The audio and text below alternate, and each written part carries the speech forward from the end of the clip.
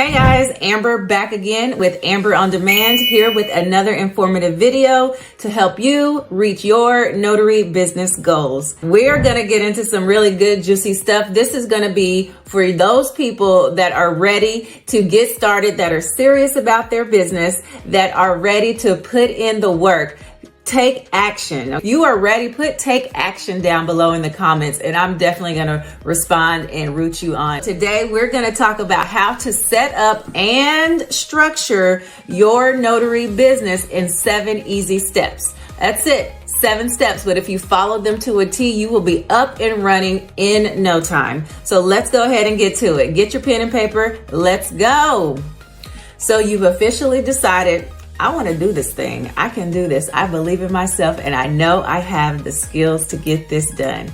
And that's what we're here for. That's what I'm here for today. Those of you that have decided, made that choice to get started, and you're not in the research phase, you're not still just thinking about it, and you're not just kind of doubting it. You already know this is a solid plan. It's a solid industry. This is a solid career, and you're ready to move forward. And so I'm here to take you from step 1 to step 7. Let's get into it. Step number 1, you're going to get your notary commission. This is step 1 ahead of all of the other ones, because once you apply for your notary commission, there's going to be some downtime and some wait time. Your Secretary of State is going to take a couple of weeks, maybe a month, maybe 6 weeks to process your application. And so that's why this is step 1, so that you can get that out of the way and then move on to the rest of the steps until that commission comes in. And so what you need to do is you need to go into Google, type in notary public state. That means your state application. And so you're going to come to your Secretary of State's website, usually ending in .gov or .dos. That's how you know it's a legitimate official website. Do not get fooled by some of these websites that are made to look exactly like a Secretary of State website. If it has that .gov, it's an official government website, then you're in the right place. Make sure it's for your state. Once you're on there, you're going to scroll down to where it says how to apply. All right. Click the button, apply, give them your information. They're going to run a background check. You're going to pay your fee. You're going to do all the steps that it tells you to do to get your commission. Some states require you to take an exam. Some don't. Some require you to take their state course. Some don't. Again, that Secretary of State website is going to tell you exactly what you need to do. Once that's done and you've clicked send, you've paid your fee, let's move on to the next step, because now we're ready to get this business going. All right, let's get into step 2 of creating and structuring your notary business. You're going to want to think of and come up with a name for your notary business. I've even come up with a little checklist for you to help you come up with the perfect name for your notary business. Let's take a peek. You're going to want to use relevant keywords within your notary business name, because it's going to help you come up in search, in Google search, and overall in your ranking. All right. So keywords would be notary, obviously, mobile notary, apostille. You would say something like Amber's mobile notary service, or Amber's apostille service, or Swift mobile notary, your dynamic notary and apostille needs. All right. You're going to want to put the keywords that have to do with notary within your business name. The next thing you want to do on the checklist of creating a business name, keep it simple. Keep it simple. Choose a name that's easy to say, can spell easily, and it's easy to remember. I know we want to get real personal with our name and our business name sometimes, but you've got to think about your customer and your client, okay? They don't care about very intricate, unique names. They want to know, do you have a notary service? Are you professional? Are you credentialed? And can you get it done? Make sure it's easy for them to type in a website. Many people can misspell names very quickly if you have it too difficult for them. Make the name simple, okay? Swift Mobile Notary, Priority Notary Services, something like that. So that your so that your domain, and so that everything is easy for your customer to access. Once you've come up with a name, or at least 3, you're going to want to check the availability of that name with your state department, which is usually the Secretary of State, and even on the U.S. trademark website. You want to make sure that the name is available for use in your state and for the type of services that you are going to provide. You're going to check that the same availability is there for the domain as well. So if your heart is set on swiftmobilenotary.com and swiftmobilenotary.com is already taken, you're going to have to come up with some other alternatives for your domain, but still make it specific to your business and easy for your customer. All right. So you're going to check on the state website, and you're going to check across the domain universe to see if the domain is available for your business name. If none of them are available and none of them are suitable for you, you may want to go to option 2 or 3 on your list of names that you came up with. Another tip for creating a business name is to reflect your branding. Are you wanting to convey professionalism? Are you wanting to convey that you're mobile, you're sufficient, proficient, you're fast? So words like swift, priority, top notch, 5-star. You want to make sure you're on brand with your brand. Okay. If that makes sense. If it not, leave in the comments. I'll explain further. But I think you guys know what I mean when I say, think about your branding when it comes to creating your business name. The last check I'd like for you to think about when choosing a business name is local branding. You want to use words that are local to you in your business name. For example, Texas Mobile Notary, Dallas Mobile Notary, Swift Notaries of Georgia. Okay, so that's where you would come in and bring the word locally. Again, helping you come up in search better when customers search for your business in Google, Yelp, wherever they search on the World Wide Web. All right, guys, let's get into step number 3. We're still waiting on that commission to come in. We're heading on over to number 3. So step number 3 is to decide on a legal structure. Are you going to structure your business as a sole proprietorship or an LLC, an S-Corp? You're going to want to research the different types of business structures in order to meet the needs of you and your business. But I will give you a few things to consider when choosing the type of structure you want for your business. For sole proprietorship, this is the simplest and the easiest and the least expensive to set up. You have full control of your business, obviously.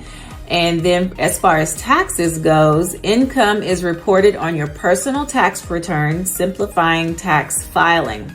And then let's talk about liability. There is no legal separation between you and the business, meaning personal assets are at risk if the business incurs debt or legal issues. LLC, or a limited liability company. For an LLC, personal assets are protected from business liabilities. This is different from sole proprietorship because they are not protected in sole proprietorship. Okay. You get tax flexibility with an LLC. You can choose to be taxed as a sole proprietor, partnership, S corporation, or C corporation. Next is credibility.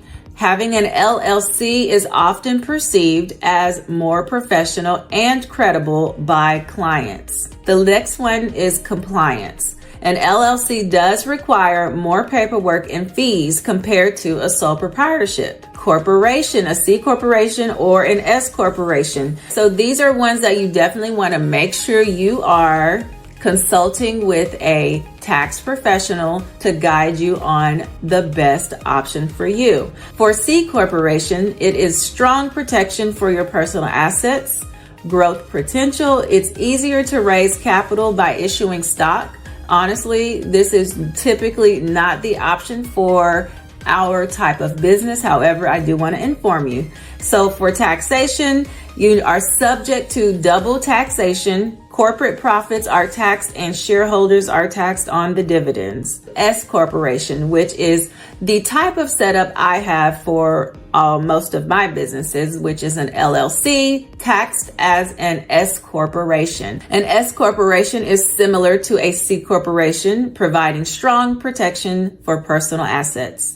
Tax benefits: you would avoid double taxation by allowing profits and losses to pass through to shareholders. to shareholders' personal tax returns. You must meet certain criteria, such as having no more than 100 shareholders and only one class of stock. It does require adherence to corporate formalities and regular filings. So what I would recommend you do is consult with your tax professional and see which structure would be best for your business and for you moving forward. But you do need to choose one. You need to choose either sole proprietorship or an LLC. And if you choose an LLC, you need to decide how you want to get taxed in that LLC. All right.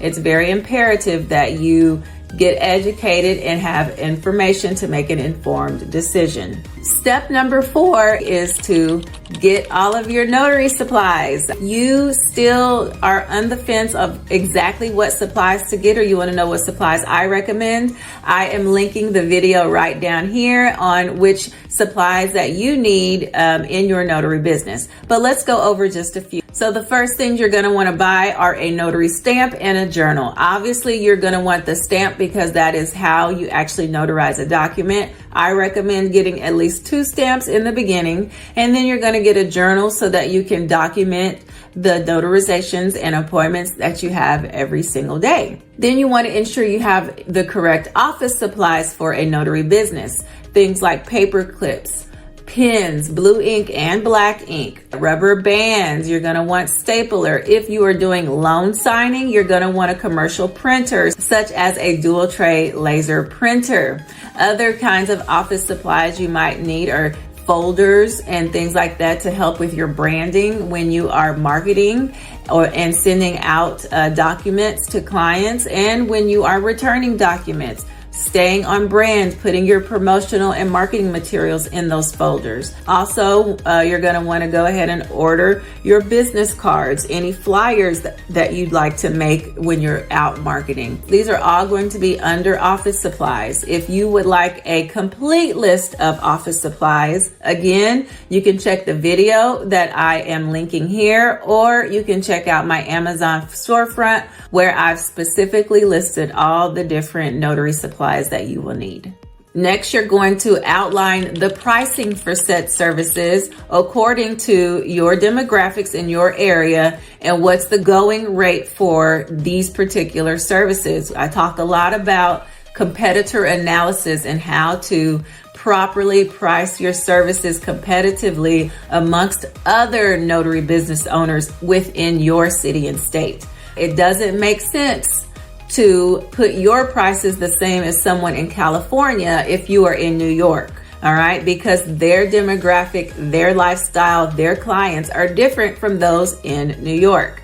The only other thing that would be an exception to this is remote online notary, because you guys know that then it's a different ball game, and we can charge and have clients all across the nation, all right? In all countries and foreign countries. There really is no limit to the expansion for remote online notary or states that allow remote online notary. All right, so you're going to come up with your pricing for each service. Let's head over to step 6 of creating and structuring your notary business. You are going to want to create a notary business plan. I say this time and time again. Why are there so many notaries getting into this business and not creating a plan? All these other businesses require a business plan. Why are you not doing the same for your notary business? All right. We all know that when you have a plan and you follow it and stick to it, it works out. You're successful because you have a plan. You know what to do. Highly recommend you look at my notary business plan. Use it as a blueprint, guys. It's no secret here. I want us all to be successful. And so that is why I have put all of my information out there public so that you can see my plan, and then you can tweak it and put your own information in and your own demographics so that you can create your own notary business plan. And for those of you that are moving on to business credit and funding, we all know that you need a business plan in order to acquire fundings and those government grants that a lot of us are seeking out to get and win. You have to have a business plan, guys. Things that you're going to need in your business plan you're going to want to talk about and come up with the services that you're going to offer. You need to define exactly the services that you are going to offer within your business. Then you're going to identify the target client for your services. Last but not least, you've got to come up with a marketing strategy. You don't know what a marketing strategy is? I got you. This is what I do all day, every day. I live, eat, and breathe notary and notary marketing, notary business, notary entrepreneurship, guys. So again, my business plan has that marketing strategy. Now that you've got that business plan in hand, you probably already have your commission in the mail, or you've gotten that email from your Secretary of State that you are good to go. And it's time to put all of that into place. And the last thing you're going to do for step 7 is to build your online presence. All right. You need to go ahead and get your name and your brand out there. No one is going to know who you are. No one's going to know about your business unless you tell people. And you have to do that in multiple ways. Before I get into the ways to build your online presence, I want to preface that by saying you need to always have the customer and the client in the top of your mind. What would my client say? What's easy for my client to read? What kind of information would my client want to know before scheduling an appointment? Where would my client want to travel in order to do this type of appointment? All those things need to be running through your head as you're creating your online presence. So the first thing you need to do is to create a website around your business, your brand, and your services. You can use any website development tool that suits you. If you are familiar with one from other businesses, then use that. If you don't have one, I highly recommend Wix, W-I-X, as your website developer, because it is a all-in-one tool which gives you an immense amount of tools to help your business run smoothly. It has appointments. You can customize it however you want. You can receive payments. You can put forms on there. You can talk directly with your clients when they jump on your website. They have chat. It's just endless there. You can get your domain there. You can get your professional email there. And so I do recommend Wix, especially for those that want to go off of like a template to help you create your website. The next thing you're going to need for your own online presence is to create a Google business profile. This is free, guys. Go into Google, type in Google My Business or Google Business Profile, click set up and begin setting up your Google business profile. But it doesn't stop there. There are some things you're going to have to do. You need to put all the information it asks. You need to write complete descriptions with complete sentences, more than one sentence, guys. It pays on this one to be wordy. Okay. Don't go in just saying mobile notary. All right. You need to describe your service using lots of keywords. All right. So I do have a class on Google My Business if you want to know exactly how to do that, guys. I teach everything. So I don't want you to think that I'm always saying I have a class. There's only so much I can say in this little 15-20 minute video, but I do go into depth on every topic I ever discuss here on YouTube. But I will say the best way to optimize your Google business page is to frequently update it with updates, sales, photos, hours, descriptions, and utilize the frequently asked questions section of your Google business page. And you will start to see through their analytics tool how many people are jumping on your website, jumping on your Google business page, clicking your book now button, and you're going to see how fast you are going to get those leads. All right. So number 2 is get that Google business profile up and started ASAP. Another thing you can do to get yourself out there is to list your notary business on online directories. All right, so think of the old school yellow pages or white pages where you would go, and I know I'm showing my age, but for those of you who are young, it used to be a book or online where if you needed the number or needed to find a business or a person's phone number, house, anything, you would look them up there. It was a directory, and then you could find their information. And so there are directories geared just for notaries so that people can find a notary, an apostille agent, a wedding officiant, an immigration form specialist, all of the things that we offer. You can put your business on said directories. All right. So some of them that I recommend for you to look into are obviously the one that I have is notarylotus.com. Other ones, the National Notary Association has one. And then Notary Rotary has a good one as well. So look into those to see which one meets your needs to help you get your name and your brand out there. And the last thing I'm going to say about your online presence is to create a social media online presence. Now, I don't mean go and start doing a bunch of TikTok dances and Instagram, because we all know that's not for everybody.